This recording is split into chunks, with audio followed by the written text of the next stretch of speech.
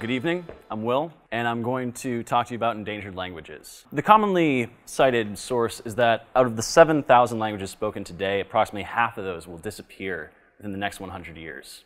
Now, we're all familiar with endangered species and the ways we prevent their extinction, and a lot of the same methods have been applied to languages. However, in order for a language to survive, it needs native speakers.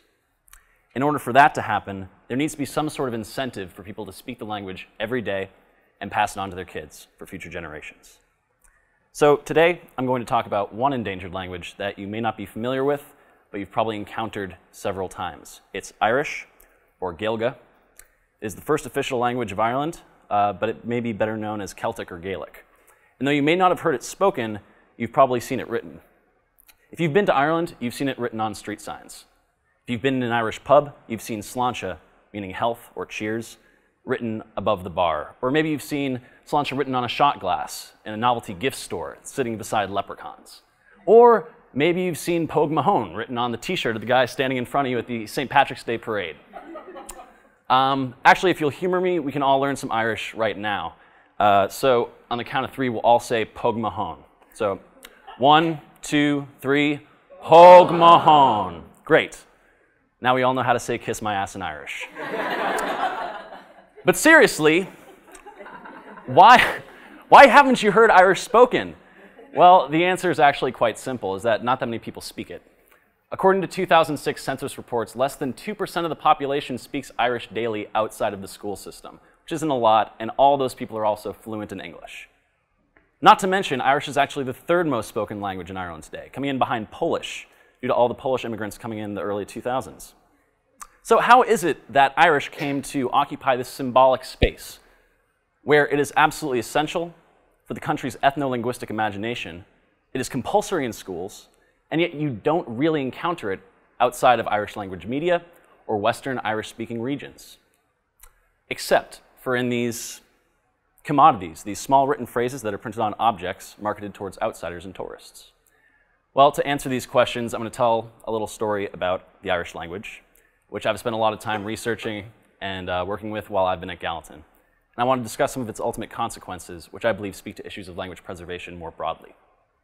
So, in the early 19th century, Irish was the language of the poor. If you took the perspective of an English or Irish philanthropist, it would represent poverty, illiteracy, and a wild barbarism that existed beyond the Pale. The Pale being this boundary.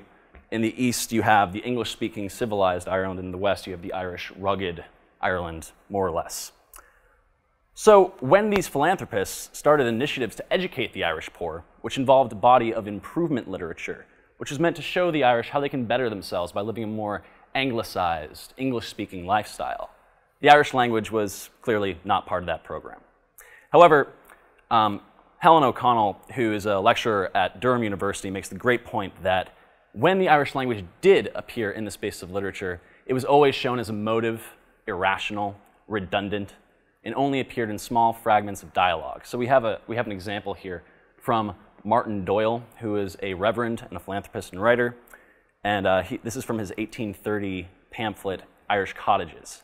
So in this passage, Doyle, he's walking along and he sees a wild Irish goat herder. So he tries to speak to him. He wants to know what the name of this romantic spot is that he's standing on, this rural romantic spot. But he can't because the goat herder doesn't know English. In fact, he only speaks fluent Latin and Irish. Now, these depictions are not accurate. They're exaggerations. They're caricatures. And yet, the initiative was very effective. And for all intents and purposes, Irish disappeared from the country within the course of one generation. Now, granted, Anglicization did not begin in the 19th century. At the latest, it would have started in the mid-1500s when English had its first full colonial campaign of Ireland. And in the 19th century, a lot of the language loss you see was due to a lot of speakers dying in the Great Famine of 1845. It also had a lot to do with them emigrating to either America or London. But nevertheless, the message in this literature remains clear. Learn English, forget Irish, unless you want to subject yourself to a life of poverty, menial labor, existing as a relic of the past. And this made a lot of sense to people. It was not uncommon for people to teach their children English, to encourage them to forget Irish, to get ahead in life. And there was no resuscitation movement until the 20th century. But now we're getting to the crux of issues of language preservation. How do you revive a language that has all but disappeared? Well, in the years leading up to 1916, a year that would hurtle Ireland towards independence, there was a Gaelic revival movement, which was searching for an Irish identity separate from English influence. And so some of the writers that made the core of this movement, we see three of the heavy hitters who you may recognize behind me here. We have J.M. Singh, Lady Gregory, and W.B. Yeats, all tokens of Irishness in their own right. When they went looking for the authentic Irishman, as historians have noted, they found the 19th century improvement literature, taking it at face value and preserving the image of the Irish speaker as emotive, and preserving the image of the Irish language as oral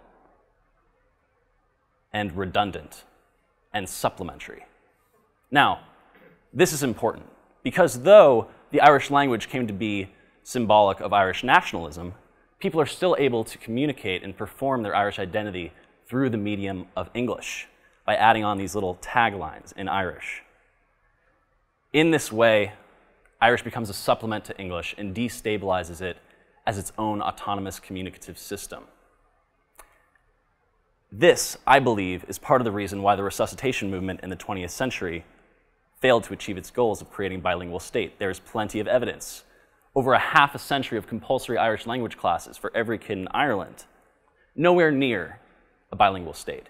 The simple fact that you cannot find an Irish dictionary, always Irish to English, Irish to another language, always supplementary. And besides that, besides functioning as a symbol for the state and a home language for a very small fraction of the population, Irish lives on as a tourist attraction. Again, perpetuating this idea of Irish as wild, something to be made a spectacle of, as it appears in the domains of the exotic or esoteric, appearing in the domains of drinking culture or vulgar idiom, as we've seen today. All of these are traces of a colonial history. So, what can we take away from the Irish example? Well, when you put it into context, Irish has actually done pretty good. It boasts a far greater linguistic vitality than any of its Celtic neighbors, though for the vast majority it functions as a symbol and a commodity which engages language ideologies ultimately at odds with its national symbolism. So taking this example and moving forward, I think that we need to ask some fundamental questions. What, if anything, is the intrinsic value of linguistic diversity?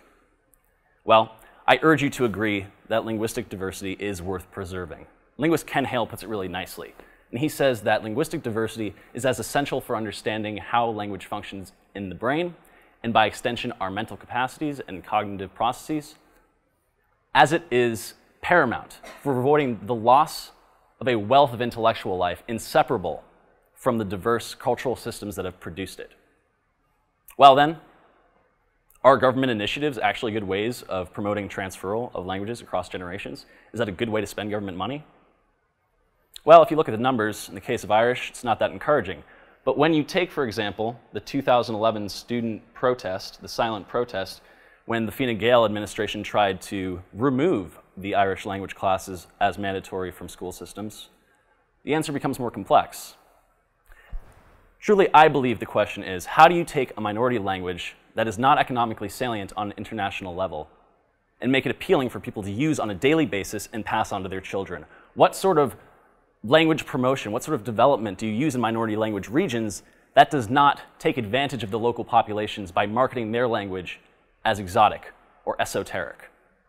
Because the important thing to keep in mind is that no matter how connected we become as our communication networks grow more sophisticated, more widespread, we will always be linguistically diverse.